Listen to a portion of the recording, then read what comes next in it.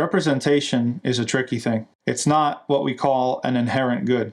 Like, not all representation is good, right? You can be, as the Muslim community, especially North America and Europe, we can be represented. We might have tons of representation, and it might be bad representation. It might make us look horrible, might misrepresent us. Or it might be coming from a place of power that is trying to represent us in a certain way, right? That has an agenda behind it.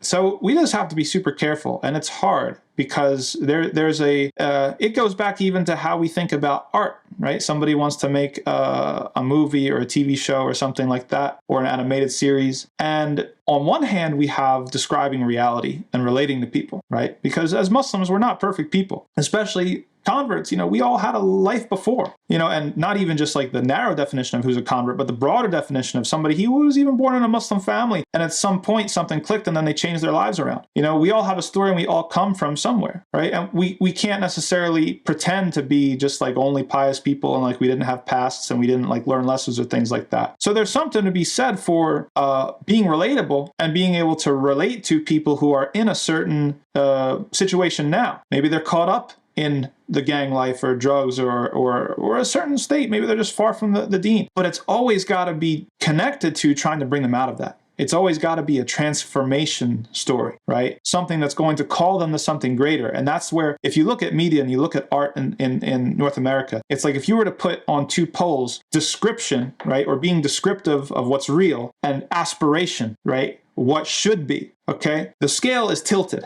right? We got all these shows and movies and series about, and it's like super real and like blood and gore and all this other stuff and all the horrible, tough things about society. We've got it covered. Yeah. I mean, that is well represented in media. But where are the role models? Where are the examples? Where are the stories of transformation where somebody can see themselves in somebody and say, well, that's where I want to get to. That's where I want to become. So as Muslims become more and more in the public eye, and we start to get more and more media representation, and we even start to, and this is a great thing, start to take control of that media representation by producing things ourselves and having even our own platforms. This is all good things, but we need to think very carefully about that balance and bringing it into balance.